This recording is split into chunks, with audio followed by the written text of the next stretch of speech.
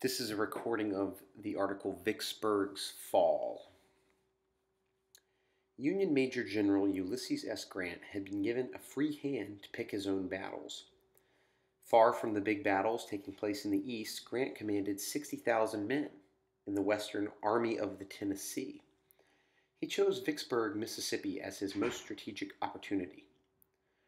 Grant knew that the outcome at Vicksburg would determine the fate of the Confederacy. Vicksburg was the last important Confederate stronghold on the Mississippi River. If the Union Army could take it, the North would then control the country's major north-south waterway, the Mississippi River. It would also split the Confederate states of Arkansas, Louisiana, and Texas from the rest of the southern states. In March 1863, Grant began an offensive. He moved his army down the west side of the Mississippi River in Louisiana. The army would then cross the river south of Vicksburg and march north to the weaker southern side of the city. But first, Grant wanted to distract the Confederates, so he ordered other troop movements to confuse them.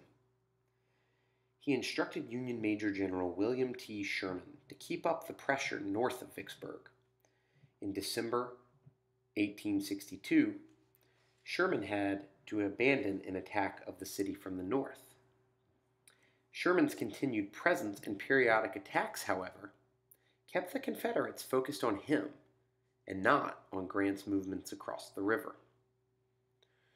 Meanwhile, on the night of April 16th, 17th, acting Rear Admiral David Dixon Porter sailed an 11-vessel Union naval fleet south past Vicksburg's intense cannon bombardment, losing only one ship in the process.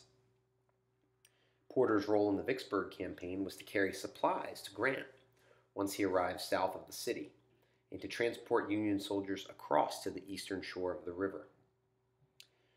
Simultaneously, on April 17th, Union Colonel Benjamin H. Grierson launched a cavalry raid from LaGrange, Tennessee, to Baton Rouge, Louisiana, through Mississippi.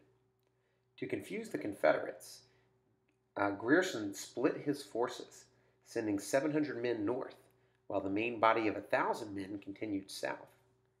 He also ordered Union soldiers, dressed in Confederate gray, to telegraph a false message to Vicksburg regarding his whereabouts. The ploy worked. Confederate commanders ordered a cavalry raid to leave western Mississippi and go after Grierson. So by April 30th, Porter's fleet met almost no resistance when it ferried Grant's troops across the Mississippi River at Bruinsburg, Mississippi. Grant and his men were now on the same side of the river as Vicksburg, just below the city. On May 2nd, after a 16-day campaign, Grierson's weary troops entered Union-held Baton Rouge, Louisiana. His men had made a 600-mile ride through the heart of the Confederacy. Sherman called it the most brilliant expedition of the war. Grierson had lost only a few men, yet had managed to destroy Confederate railroads, telegraph lines, arms, and supplies. The risk of splitting up his army paid off for Grant. Moving inland from Bruinsburg, Grant's troops met the Confederates at a number of battles in Mississippi: Port Gibson, Raymond, Jackson, Champion Hill, and Big Black River Bridge. Grant's men won each battle and finally arrived outside Vicksburg on May 18th. But the city was fortified, and 2 attempts at storming its defenses failed. Grant was forced to settle in for a siege. The Confederates were ready to defend their city high upon the bluffs. They had constructed a line of earthworks 9 miles long around it. Union forces soon began digging trenches or saps of their own. These saps zigzagged toward the Confederate line and in some places came within 10 or 20 yards of the enemy's fortifications. Grant then began an artillery assault on the Confederate line. At the same time, Union gunboats on the Mississippi River added their mortar fire. When it became too dangerous to inhabit homes and other city buildings, many of Vicksburg's citizens dug caves in the hillsides to escape the bombardment. Grant's troops were also digging a tunnel towards Confederate fortification guarding the road that led to Vicksburg from the east. By mid-June, they had reached nearly 50 feet under the fort. Union soldiers then packed 2,200 pounds of gunpowder at the end of the tunnel and on June 25th set off the explosives.